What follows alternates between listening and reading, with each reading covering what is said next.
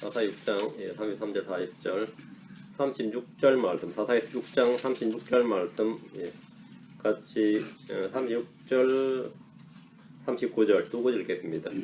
사사 6장 36절 기드온이 하나님께 아뢰되 주께서 이미 말씀하신 것 같이 내 손으로 이스라엘을 구원하시라 하시거든. 두 번을 시험하는데 이제 두 번째 39절 기드온이 또 하나님께 아뢰되 주께서 내게 맹렬히 분노하지 마옵소서. 내가 이번 한 번만 말씀하리이다. 원하건대 내가 이번 한 번만 양털로 시험하게 하소서. 이제는 양털만 마르고 온 땅에 이슬이 기하옵소서 한즉.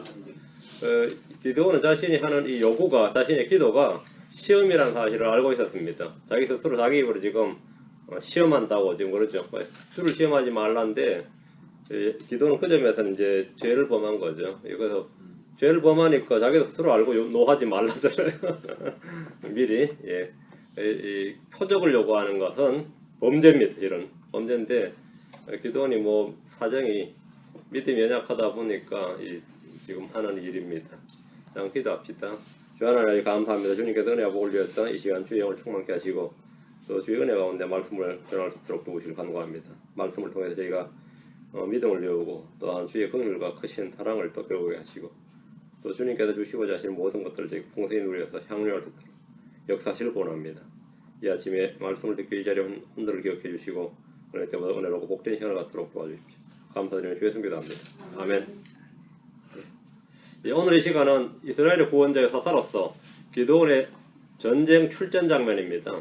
주의 말씀에 따라 기드온은 자기 아버지 집에 있는 바알의 제단을 걸고 옆에 있는 작은 숲을 베어버리고 주께 제단을 쌓고 숫소를 잡아서 그 베어낸 나무를 뗄감으로 삼아 번제물을 드렸습니다. 이 일로 기드온은 그 도시 사람들에게 여룻바알이라는 이름을 얻었습니다. 여룻바알. 이스라엘에서 기드온은 언제나 여룻바알이라 불렸는데 바알 숭배자들이 바알이 기드온을 대적하고 벌주기를 원하는 그 저주를 담은 이름입니다. 그러나 우리는 원수들의 저주나 이교도들의 저주가 되는 것을 전혀 두려워할 필요가 없습니다. 누가 나를 막 대적해서 저주한다고 해서 그 저주가 내게 임하는 게 아니다 이 말입니다. 누가 여러분을 막 저주하면 여러분 그 일로 인해서 스트레스를 받거나 마음이 찜찜하거나 두려워할 필요가 전혀 없다는 겁니다. 잠언 26장 2절에 까닭없는 저주는 떠도는 새와 날아가는 제비처럼 임하지 아니하리로다 했습니다. 성경은 까닭없는 저주는 임하지 않는다 이렇게 말씀합니다. 누가 저주를 쏟아붓는다 해도 그 저주가 내게 임하는 것이 아닙니다. 특히 그리스도 안에 있는 사람들은 예수 그리스도의 방패입니다. 그 저주가 다 와도 예수 그리스도가 방패다 이 말입니다.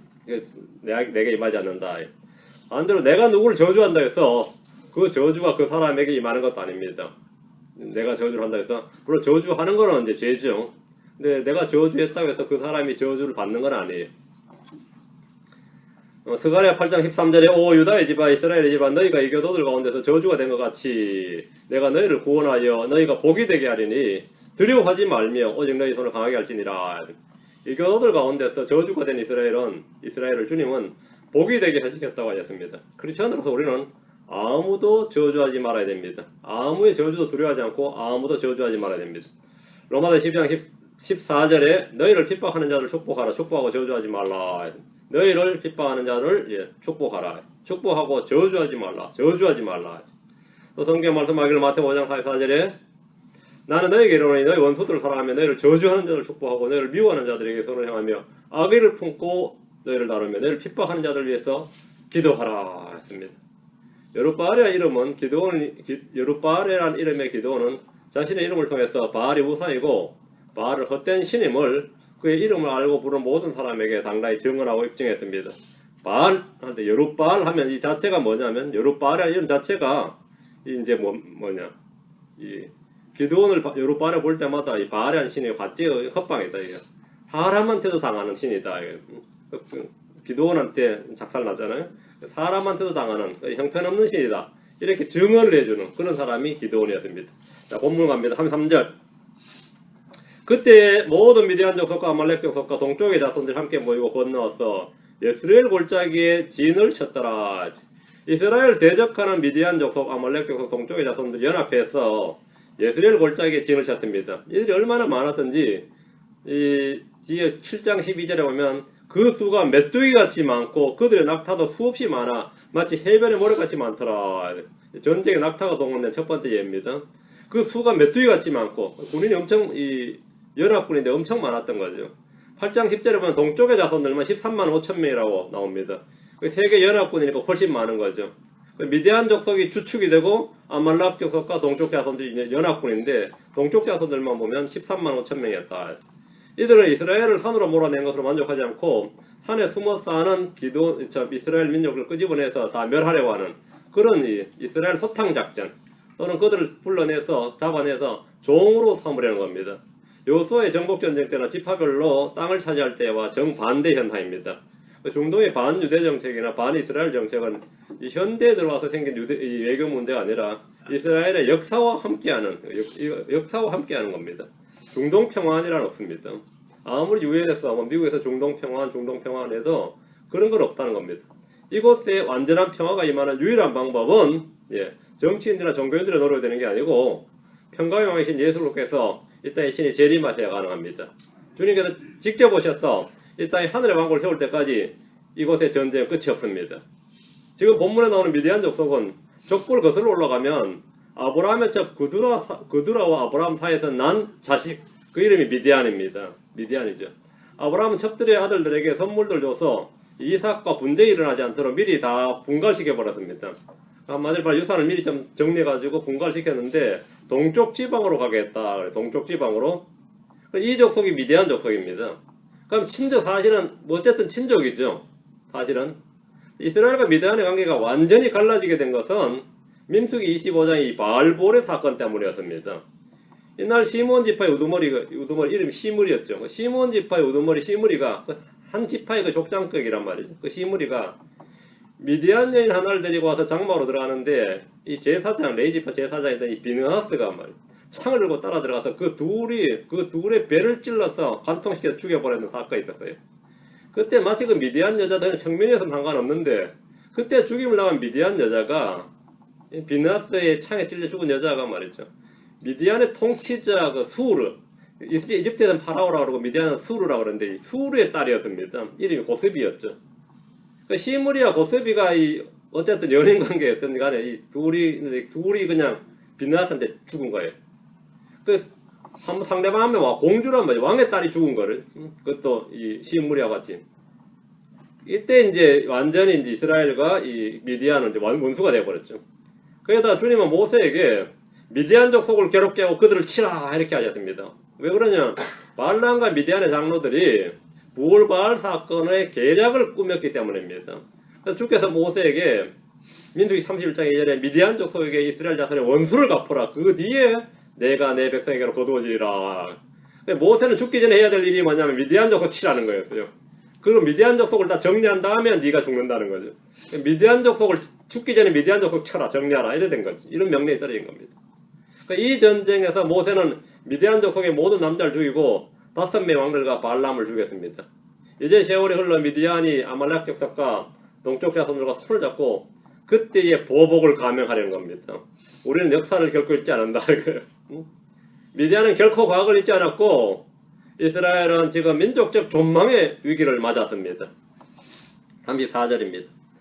그러나 주의 영께서 기드온에게 말하시니 그가 나팔을 불매 아비에셀이 모여 그를 따르고 나팔을 불었다. 전쟁이 이제 임박한 거죠. 위기에 처한 이스라엘에 주님이 강한 용사 기드온을 이렇게 세우셨습니다.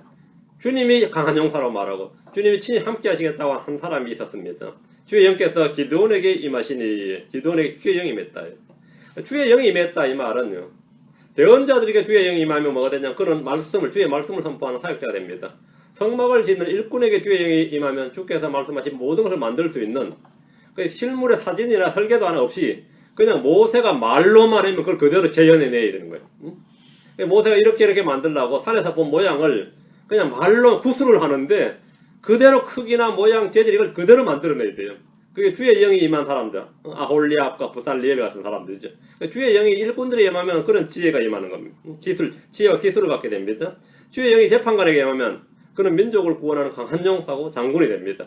사사들은 모두 주의 영이 임해서 대언자나 제사장이 된 게 아니고 장군이 된 사람들이죠. 한마디로 이 구원자, 이스라엘 구원자, 장군, 재판관이 된 사람들이다 말입니다. 사사들은 주의 영이 임한 사람들입니다. 주의 영께서 사울 왕에게 임했을 때 그는 다른 사람으로 변했습니다. 주의 영께서 다윗에게 임했고 그는 전사가 되었습니다. 성경에 기록되기를 그거나 4장 6절에 힘으로 되지 아니하고 능력으로 되지 아니하며 오직 내 영으로 되느니라. 만군의 주가 말하노라 말씀처럼 하나님의 일은 하나님의 영으로만 됩니다. 하나님의 영으로 된다. 하나님의 영으로 되느니라. 오직 내 영으로 되느니라. 주님은 내 영으로 되느니라. 주의 영이 이제 기도원에 임한 겁니다. 주의 영이 기도원에 임하자 그런 유능한 장군으로서의 모습을 보이게 합니다. 기도원은 전쟁을 계시하는 나팔을 불었고 아비에셀이 그의 뒤를 따르더라. 아비에셀이 뭐냐면 기도원의 집안이에요. 기도원 동네 사람이 기도원이 이 므낫세 지파인데 므낫세 지파 중에서 기도원 집안을 아비에셀이라. 아비에셀은 므낫세 지파 중에서 기도원의 친족들, 기도원의 집안 사람들입니다. 기도원이 나팔을 보니까 일단 기도원의 집안 사람들이 제일 먼저 따른 거죠. 주의 영이 임한 기도원은 당하거나 어쩔 줄 몰라거나 우왕좌왕하지 않고 군대의 지휘자고 전략가로서 필요한 군인들을 징집하고 전쟁을 대비했습니다. 농사꾼 기도원이 이제 장군 기도원이 된 겁니다. 주의 영이 임하지 않으면 사람을 줘도 못 다스립니다. 사람을 줘도 어떻게 할 수 없어요. 이제 주의 영이 임했기 때문에 장군이 된 거죠. 딴 사람이 된 거죠. 주의 영께서 임하시니 모든 지혜와 힘과 권위의 원천이 여기에 있습니다. 보통 사람들은 위기 때 두려움에 떨려 불평하다가 무기력하게 쓰러집니다. 위기 앞에 선 사람들의 모습은 바람 앞에 등불입니다. 그러나 위기의 순간에도 차분하게 대응하며 수습할 뿐만 아니라 위기를 기회로 삼고 도약의 발판으로 삼는 사람, 또는 역전의 기회로 삼는 사람이 있는데 그게 바로 주의 영께서 임한 사람입니다. 주의 영께서 임한 사람. 그 사람들은 위기가 아닙니다. 위기가 기회입니다. 저와 여러분 안에 바로 이 주의 영이 있습니다. 성경은 너희가 하나님의 성전이 받고 하나님의 영께서 너희 안에 계신 것을 너희가 알지 못하느냐. 주의 영이 임해 있다 이거죠. 모든 크리스찬들은 주의 영이 임한 사람들입니다. 또 기록되었으되 그러나 너희 안에 하나님 영께서 교하시면 너희가 육신 안에 있지 않고 성령 안에 있나니 이제 어떤 사람이 그래서 영이 없으면 그는 그분의 사람이 아니니라. 우리는 그래서 영이 있는 사람이다. 우리가 육신 안에 있지 않고 성령 안에 있는 사람입니다. 우리 육신 안에 있지 않고 성령 안에 있다. 주의 영을 지닌 기도원처럼 우리는 믿음의 선한 싸움을 싸우고 언제나 승리할 수 있습니다. 세상과 싸우든 육체의 정욕과 싸우든 죄와 싸우든 마귀와 싸우든 우리는 승리할 수 있습니다. 35절 그가 또 사자들을 온 므낫세에 두루 보내니 그들도 모여서 그를 따르며 또 그가 사자들을 아셀과 스불론과 납달리에게 보내며 그들도 올라와서 그들을 맞이하더라. 기도는 징병을 위해서 므낫세 지파 모두의 사자들을 보냈고 아셀 지파, 스불론 지파, 납달리 지파에도 사자들을 보내서 군대를 요청했습니다. 므낫세 지파 다 집결하고 자신이 므낫세 지파죠. 므낫세 지파가 이제 이 전쟁의 주축이 되고 나머지 아셀, 스불론, 납달리 세 개 지파. 이번 전쟁은 미디안과의 전쟁은 이스라엘 12지파 중에서 4개 지파가 참전하는 전쟁이었어요. 그 지파에 군대를 보내달라 요청했는데 므낫세 지파가 이제 중심이 되고 나머지 3개 지파로부터 지원을 받는 식입니다. 기도원이 사자들을 보낸 지파에서는 아무도 거절하지 않고 다 군대를 지원했습니다. 그들 맞아들였다면 당시 가장 크고 강성했던 지파라면 당연 에브라임 지파인데 기도원의 에브라임 지파에는 원조를 구원을 요청하지 않았습니다. 사자들을 보내질 않았습니다. 이 일로 전쟁이 끝난 후에 에브라임이 기도원에 강력하게 항의를 하고 시비를 겁니다. 왜 우리가 이 전쟁에 참여하도록 하지 않았느냐. 아주 상당히 위험했어요. 에브라임이 아주 분노를 해가지고 왜 우리한테 사자를 보내 우리한테 전쟁 참여해달라고 하지 않았냐 이렇게 이런 일이 발생하죠. 기도원이 사자를 보낸 4개 지파에서 모집한 군대가 32,000명이었습니다. 군대의 수는 아직도 압도적인 열세였습니다. 전쟁은 죽게 속한 것이지 사람의 수나 병거나 말의 힘에 있지 않습니다. 어쨌든 32,000명을 이제 모았어요. 아직 상대방의 몇 분의 몇도 안 되는 그런 아주 형편없는 숫자지만 32,000명 이제 4개 지파에서 32,000명의 군대를 모았습니다. 36절 기도원이 하나님께 아뢰되 주께서 이미 말씀하신 것 같이 내 손으로 이스라엘을 구원하려 하시거든. 군대를 모은 기도원은 출격을 명령하기 전에 먼저 하나님께 아뢰었습니다. 이게 아주 중요한 겁니다. 먼저 주님께 묻고 주의 뜻을 구하는 것은 무슨 사역에서든지 가장 중요한 일입니다. 전시 상태에서 어떤 결정을 하면 이 실수가 용납되지 않습니다. 전쟁에서는 두 번째 기회라는 게 없습니다. 특히 이 압도적 전력 우세에 있는 사람들은 전투에서는 저도 전쟁에서 이길 수 있죠. 그래 열세에 있는 이 나라는 말이죠. 전투고 전제고 그 구분 없어요. 전투에 지면 곧 전제에 지는 겁니다. 그 기도원 같은 경우는 한 번 져버리면 그 다음이 두 번째가 없는 전쟁. 이런 전쟁이란 말이죠. 전쟁에서는 무조건 이겨야 되는 거지 뭐 그런 게 없다 이거죠. 사무엘기상 뒤로 갑니다. 3장 2절 3장 2절 전쟁을 하기 앞서서 또 무슨 일을 하기 앞서서 주님께 묻는 버릇을 드리는 사람. 이것은 아주 승리의 중요한 고정수표입니다. 사무엘상 3장 2절 30장 2절 3장 2절 30장 2절 그러므로 다윗이 주께 여쭈어 이르되 내가 가서 이 블레셋 사람들을 치리까 하며 주께서 다윗에게 이르시되 가서 블레셋 사람들을 치고 그 일날을 구원하라 하시니. 내가 가서 이 블레셋 사람들을 치리까 물은 거죠. 주님께 물은 거죠. 다윗은 블레셋을 치기 전에 먼저 주께 여쭈었습니다. 이 감정에 따라 전쟁을 개시한 게 아니라 주의 명령에 따라 주의 뜻에 따라 이 전쟁을 치르는 겁니다.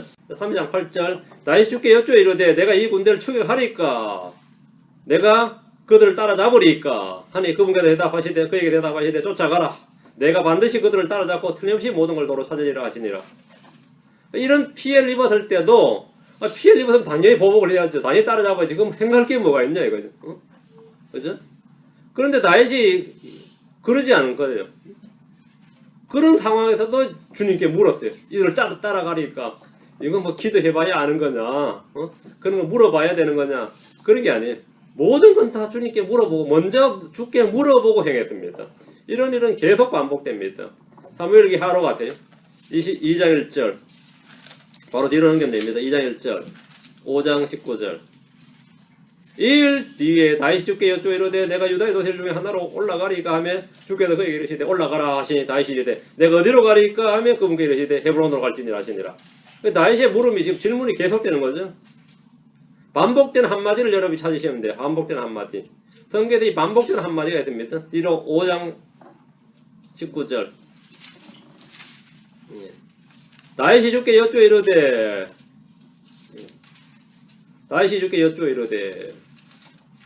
내가 블레셋 사람들에게 올라가리까 주께서 그들을 내 손에 넘겨주시겠나이까 하며 주께서 다윗에게 이르시되 올라가라 내가 반드시 블레셋 사람들을 내 손에 넘겨주리라 하시니. 우리는 반복해서 주님께 묻고 뜻을 구해야 됩니다. 자신의 지혜나 지난날의 경험이나 사람들의 조언에 의지하지 말고 주께 묻고 답을 얻는 것이 안전합니다. 다윗이 반복해서 구하는 게 이거예요. 주께 여쭈어 이르되 다윗이 주께 여쭈어 이르되 한마디로 계속하는 거예요. 이 전쟁이 지금 반복되는데도 반복해서 계속 묻는 거죠.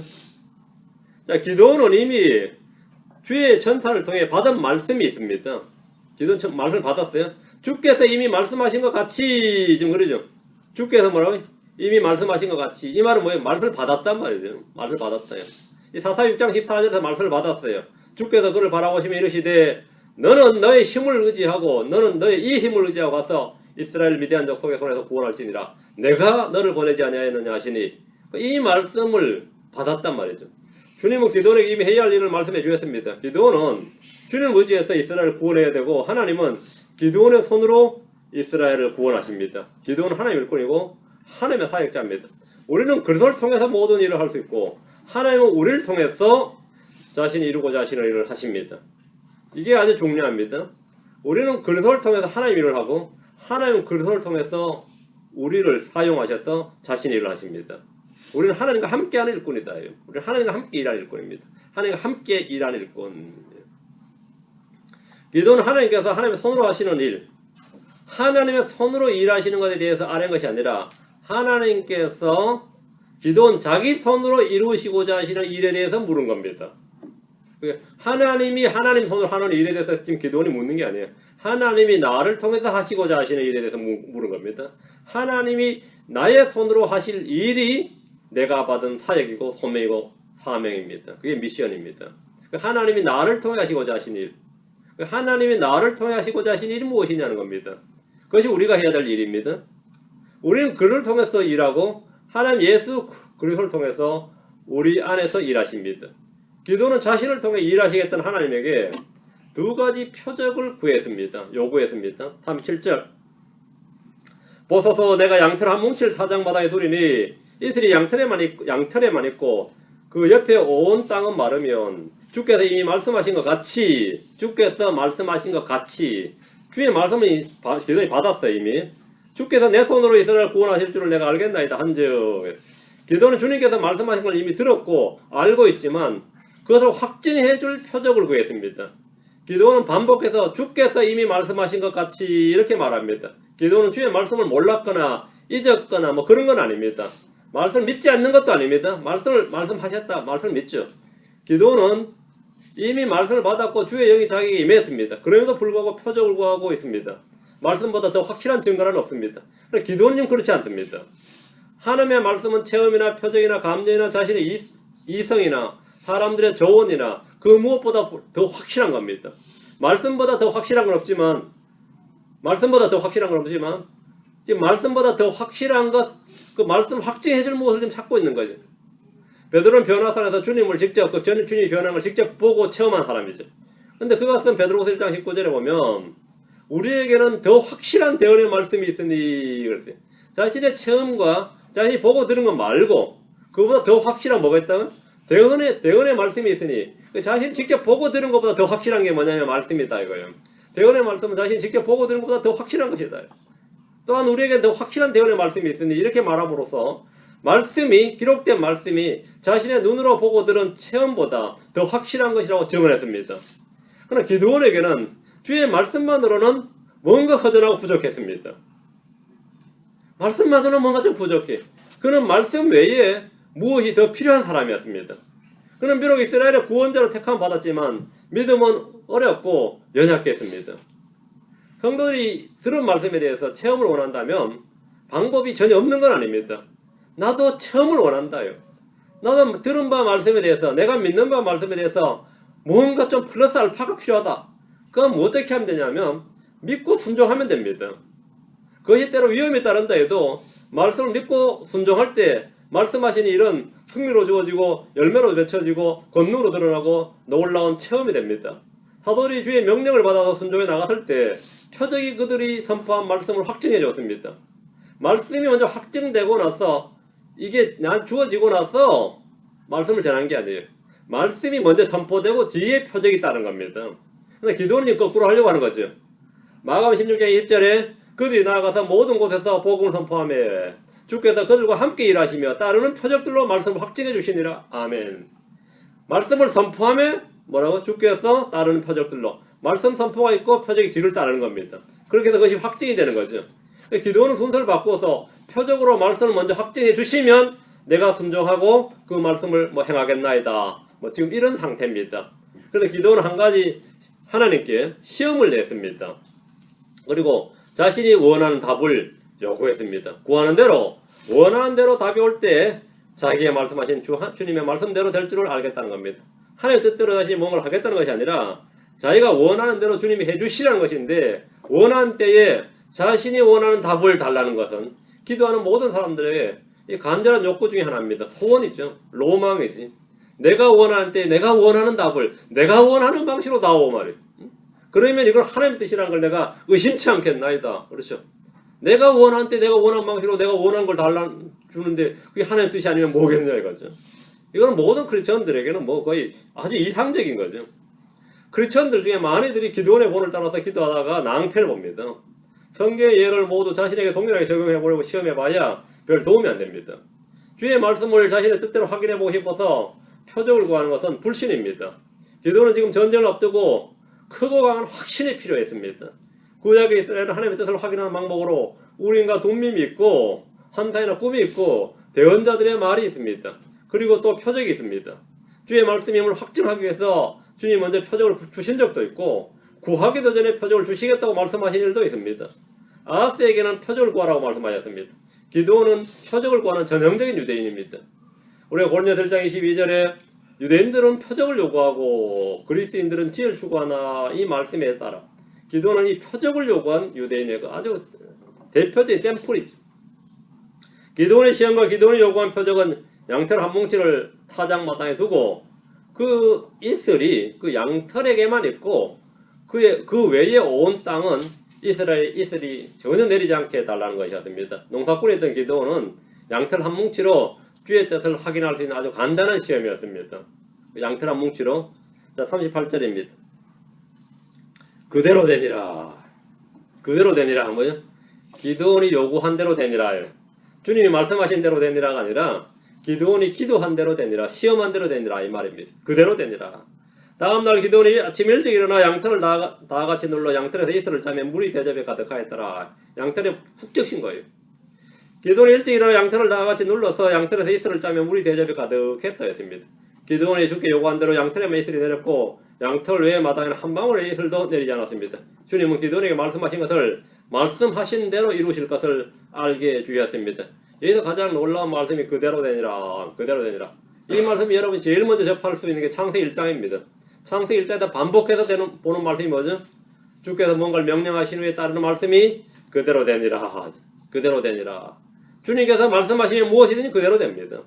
사람에 필요한 것은 그대로 되니라. 그게 아니고 뭐죠?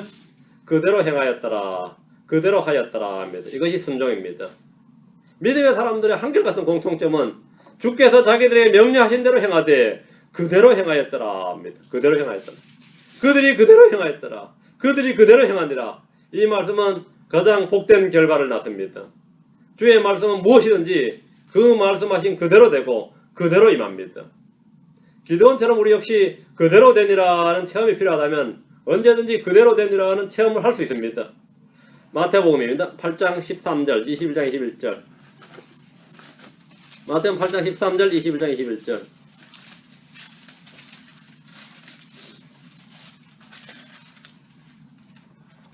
예수께서 백부장에게 이르시되 내 길로 가라. 내가 믿은 그대로 내게 이루어질지어다 하시니 바로 그 시각에 그의 종이 나가니라. 그대로 되니라. 내가 믿은 그대로 되니라. 내가 믿은 그대로 되니라. 주님 우리에게 믿음의 열매, 믿음의 권능, 믿음의 일들을 그대로 이루십니다. 내가 믿은 그대로 내게 이루어질지어다. 뒤로 갑니다. 21장 21절. 21장 21절. 예수님께서 그들에게 응답하여 이르시되 진실로 내가 너희에게 이르노니 만일 너희가 믿음이 있고 의심하지 아니하면 무화과나무에 일어난 이런 일을 할 뿐 아니라 이 산들을 옮겨서 바다에 던지라 하여도 어떻게 된다? 그대로 될 것이요. 그대로 될 것이요. 믿음의 기도는 그대로 될 것이요란 말씀대로 그대로 이루어집니다. 여러분이 그대로 되니라 하려면 두 가지입니다. 믿은 그대로 기도한 그대로입니다. 믿은 그대로 기도한 그대로입니다. 39절입니다. 사사 6장 39절. 기도원이 또 하나님께 아뢰되 주께서는 내게 맹렬히 분노하지 마옵소서. 내가 이번 한 번만 말하리다. 원하거든 내가 이번 한 번만 양털로 뭐하게 달라? 시험하게 하소서. 한 번만 시험하게 하소서. 이제는 양털만 마르고 온 땅에 이슬이 있게 하옵소서 한즉 기도원은 한 번 더 주님에게 확인을 위한 표적을 구했습니다. 더블체크라 그러죠. 더블체크를 한 거예요. 그는 이미 양심이나 이성으로 자신이 구하는 기도나 간청이 잘못이고 주를 시험하는 것임을 알고 있었습니다. 주께서 내게 맹렬히 분노하지 마옵소서. 이 말은 자신이 지금 구하는 기도가 뭐라고요? 맹렬히 분노를 받을 만한 일이다 이거지. 자신도 지금 스스로 아는 거예요. 이래서는 안 되는데 하면서 지금 표적을 구하는 기도를 지금 하고 있는 겁니다. 그리고 이 기도가 주를 분노하게 하는 일임을 알고 있음을 고백하고 있습니다. 성도들이 기도할 때 이것을 구하는 것이 마음이나 양심에 걸린다면 그것은 안 하는 게 낫습니다. 기도하면 뭔가 심심해. 이건 안 구하는 게 나을 것 같은데 싶으면 안 해야 되죠. 믿음에서 나지 않는 것은 무엇이나 죄입니다. 우리 마음이 우리를 정죄하는 기도라면 그 기도는 옳지 않습니다. 주의 뜻대로 구하는 기도가 아닙니다.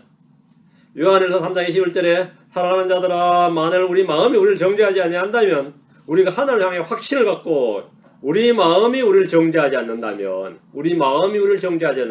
이건 기도의 아주 핵심 요건 중에 하나입니다. 내가 기도하는 나도 황당했다 솔직히. 누가 중보기도 좋지 않은데 솔직히 너를 위해 기도할 때 기도가 안 나오더라. 그거 해달라는데 그렇잖아요. 불도 공부도 못하는데 명문대 가게 해달라고 기도해달라는데 내가 거절은 못하고 말이죠. 그래 뭐 기도하긴 해볼게 돈 드는 건 아니니까 이러면서 하는데 솔직히 하면서도 찜찜하더라요. 네 아들 그 성적으로 거기 가면 어떡하냐고. 그런 생각 안 들어요? 그런 생각 안 들어요? 뭐 이번에 뭐 해달라 그러면 솔직히 기도 부탁을 받은 내가 부담이 돼. 부담이 된다고. 기도했냐 그러면 확인했다면 내 마음이 나를 정죄한다. 내 마음이 나를 정죄한다. 그러면 안 해야죠. 근데 기도 요청하는 사람도 몰라요. 왜? 그 가래자도 그때는 뭐 또 강력하게 주께서 일하시면 안 될 일이 뭐가 있냐 그러거든요. 맞죠? 그런 생각이 들어요. 주께서 일하시면 안 될 일이 뭐가 있냐. 그 말도 틀린 말은 아니에요. 틀린 말은 아닌데 이 3자적 입장에 대보면 훨씬 더 객관적이 되죠. 3자적 입장에 대보면 그건 하나님 뜻이 아닌 것 같다. 그거는 아닌데 그건 확실히 아닌데 뭐 그런 게 있어요. 그럼 안 하는 게 낫습니다. 이미 기도는 자신의 마음이 자신을 정죄하는 것을 알면서도 주께 분노하지 말아달라고 또 기도하면서 내가 이번 한 번만 말하리다. 내가 이번 한 번만 말하리다. 기도는 믿음에 관한 한없이 어리고 약한 사례 같습니다. 기도는 겁이 많고 어떤 일에 100% 확신이 서지 않으면 움직이지 못하는 사람. 뭐 그런 사람. 뭐 돌다리도 두들겨보고 걷는다 그러죠. 뭐 그런 전형적인 사람이 지금 기도원이에요. 이거는 뭐 두들겨보고 걷는 정도가 아니라 하나하나 점검해가면서 걷는 사람이. 이게 기도원이죠. 말씀을 들으면 표적을 구하고 표적을 받으면 그걸 만족하는. 말씀 들은 걸로 다 만족하죠. 말씀만 들어도 만족스러운데 말씀 들으면 표적 구하고 표적 구하고 나서 그대로 응답되면 그건 너 만족 안 하고 한 번 더 구하는 사람. 그 표적을 구하고 나서 한 번 더 구하는. 그래서 확인해야만 비로소 움직일 수 있는 사람이에요. 기도는 처음부터 장사한 믿음의 사람으로 시작한 것이 아닙니다. 여느 육신적인 성도들처럼 불신과 의심이 있었고 주의 말씀에도 시험과 표적을 필요로 하는 연약한 믿음의 소유자였습니다. 이제 기도는 주의 말씀의 순종을 통해 점점 자라나야 됩니다. 처음부터 장성한 믿음의 소유자가 일하는 게 아닙니다. 일하면서 경험도 쌓이는 것이고 성장하는 겁니다. 이제 기도는 이제 점점 자라나야 되는 겁니다. 복음서의 사도들이 사도행전의 사도들처럼 변화받고 성장하는 데는 인내의 시간이 필요합니다. 여러분이 복음서의 사도들 한번 보세요. 그 믿음 있는 사람은 누가 있습니까? 그게 하나 제대로 본받을 만한 믿음의 소유자가 없다고요. 복음서의 사도들처럼 되면 절대 안 됩니다. 사도행전의 사도들처럼 돼야지 크리스천이 복음서의 사도들처럼 되면 안 돼. 큰일 나죠. 그렇게 변화를 받는데요. 엄청나게 걸리는 거예요. 그 주님과 직접 말이요 기숙을 하면서 배우고 듣고 배우고 처음 하는데도 3년 반으로는 부족하더라 이거죠. 3년 반으로는 부족하더라 이거. 그러네요. 교인들 성장하는 부분에 대해서는 좀 차원이 다른 부분이죠. 그렇게 해서 성장이 잘 안 됐죠. 일 찾아보면 금방금방 다 드러나는 겁니다. 우리가 변화를 받았는데 사사기 6장에서 기도원의 모습은 육신적이고 여린 믿음의 소유자입니다. 크리스천들 중에 육신에 속한 자고 그리스도 안에 있는 갓난아이들이 있고 영에 속한 자가 있습니다. 우리 모두 자라나야 됩니다. 40절입니다. 그 밤에 하나님께서 그대로 행하시니 기도원이 요구한 대로 행하셨다. 오직 양털만 마르고 온 땅에 이슬이 있었더라. 이 구절은 사람의 말을 들으신 하나님에 대한 유명한 구절입니다. 사람의 말을 들으신 하나님, 아마 사람의 기도를 들으신, 사람의 간구를 들으신 하나님입니다. 하나님께서 사람의 기도와 간구를 들으시고 그대로 행하신 좋은 예입니다. 하나님께서 기도원이 말한 그대로 행하셨습니다. 이 일은 그분의 교회와 성도를 준 권세를 예표합니다. 마태복음 16장 9절에 내가 하늘의 왕국의 열쇠들을 내게 주리니 무엇이든지 내가 땅에서 묶으면 그것이 하늘에서 묶일 것이요 무엇이든지 내가 땅에서 풀면 것이 하늘에서 풀리리라. 땅이 먼저 시작점이 된다. 땅에서 한 것이 하늘에서의 결과를 낳는다. 땅에서 묶고 푸는 것이 하늘에서 묶이고 풀린다는 이 말씀은 교회의 반석이시요 머리가 예수 그리스도이기 때문입니다. 마태복음 18장 18절 19절에 진실로 내가 너희에게 이르노니 무엇이든지 너희가 땅에서 묶으면 것이 하늘에서 묶일 것이요 무엇이든지 너희가 땅에서 풀면 것이 하늘에서 풀리리라. 내가 다시 너희에게 이르노니 너희 중에 두 사람이 자기들이 구할 어떤 것에 대하여 땅에서 한 마음이 되면 하늘에 계신 내 아버지께서 그들을 위해 그것을 행하시리라. 땅에서 풀면 땅에서 묶으면 하늘에서 풀리고 묶인다.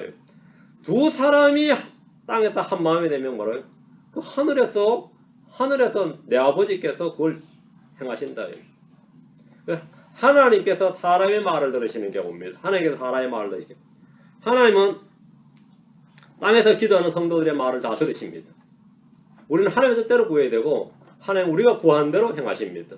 하나님은 자신의 뜻을 우리에게 계시하시고 우리는 그 뜻을 받는 대로 그것을 기도하는 겁니다. 그럼 그것을 이루시는 것이죠. 담대하게 구하십시오. 그리고 여러분 필요를 아뢰십시오. 하나님께서 그대로 행하십니다. 그 기도라는 게 두 사람이 한 마음이 되어, 두 사람이 한 마음이 될 수 있는 가장 좋은 그 커플이 뭐죠? 그게 부부예요. 부부 아니면 부자지간, 아니면 부녀지간, 뭐 모녀지간, 모자지간. 그 기도하라고요, 같이. 한 마음이 돼서 기도해보라고. 한 마음이 돼서. 근데 이 부부간의 뜻이 맞는 적이 없다, 이거. 부부간에도 뜻이 맞는 적이 없어요. 뭐 아침에 일어나서 뭐 반찬부터가 안 맞죠. 나는 국이 좋은데 너는 탕을 했나? 나는 탕이 좋은데 너는 국을 했나? 이거부터 시작해가지고 말이죠. 맞는 게 없다, 이거. 나는 아침형이라서 아침에 늦잠 자는데 이 사람은 또 꼴빼미형이라서 밤늦게. 이거 뭐 이게 뭐 하나도 맞는 게 없는 사람도 있어요. 한마음 되기가 그렇게 쉽지가 않아요. 한마음 되기가. 빨리 이거 한마음 되는 걸 여러분이 잘, 우리가 기도응답을 위해서라도 한마음이 됩시다. 이렇게 한마음이 됩시다. 그렇게 한마음이 돼서 구하고 아뢰고, 그럼 주님은 내가 행하리라 하잖아요. 우리가 얻지 못하는 것은 구하지 않기 때문입니다. 구해도 얻지 못하는 것은 마음이 분열되어 있어 그래요. 또 구해도 얻지 못하면 정력으로 소리고 잘못 구하기 때문입니다. 이 다 기도 응답이 잘 안 되는데 말이죠. 한마음이 언제든지 아세요? 아나니아 삽비라처럼 한마음 되는 데는 또 기가 막히게 돼요.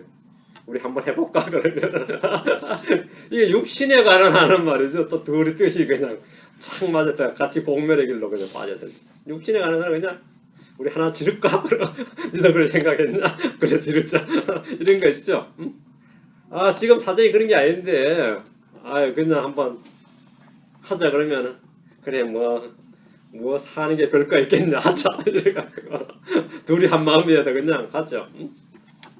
말씀을 따라 구하라는 것들을 구할 때 주님은 내가 행하리라 이렇게 말씀하셨습니다. 요한복음 14장 13, 14절에 너희가 내 이름으로 무엇을 구하든지 내가 그것을 행하리니 너희가 구하면 내가 행한다. 너희가 구하면 하나님께서 그것을 행하신다. 사람의 말을 들으신 하나님이지. 사람의 말을 들으신 하나님. 너희가 내 이름으로 무엇을 구하든지 내가 그것을 행하리니 이것은 아버지께서 아들 안에서 영광을 받게 하려 함이라. 너희가 내 이름으로 무엇을 구하든지 너희가 내 이름으로 무엇이든지 구하면 내가 그것을 행하리라. 이렇게. 내가 그것을 행하리라. 우리는 주님의 말씀을 듣고 그대로 행하고 하나님 우리의 기도를 듣고 그대로 행하신다는 이 진리를 영적 지표로 삼고 기도와 말씀에 전념하는 성도들 되기를 바랍니다. 이게 굉장히 중요합니다. 주님의 말씀을 듣고 그대로 행하는. 우리는 주님의 말씀을 듣고 그대로 행하는. 믿음과 순종이지. 하나님은 우리의 기도를 듣고 그대로 행하신다. 우리의 기도를 듣고 그대로 행하신다. 우리는 순종하면서 말씀을 배우고 믿음으로 체험하면서 영적으로 성장하고 자라나야 됩니다. 순종을 통해 말씀이 이루어지는 걸 보고 체험하는 것이야말로 진정한 표적입니다. 이게 표적이에요. 이게 표적. 기도원처럼 표적 안 구해도 여러분이 놀라운 표적들을 일상에서 표적이 상식이 되고 기적이 상식이 된다 그러잖아요. 크리스천의 삶 자체가 기적이죠. 내가 살아있는 자체가 기적이. 여러분이 넘치는 표적을 따라 구하지 않고라도 여러분이 넘치는 표적을 늘 일상적으로 체험할 수 있습니다. 자, 기도하십시다. 하나님 감사합니다. 주님께서 은혜를 주셔서 저희가 아직 어리고 여린 그런 믿음의 소유자들이라면 주님께서 점점 살아가게 하시길 원합니다. 말씀을 듣고 믿고 순종할 수 있는 그런 은혜를 허락해 주시고 또 그렇게 할 때마다 주님께서 다른 표적으로 또 주님께서 많은 체험들을 주셔서 저희가 믿음을 점점 믿음 안에서 점점 자라나고 강성해지고 주를 기쁘시게 하는 자랑 그런 증언 얻도록 도우시길 간구합니다. 하나님 아버지 하나님께서 은혜를 많이 베풀어 주시길 간구하고 주 예수 이름으로 기도합니다. 아멘.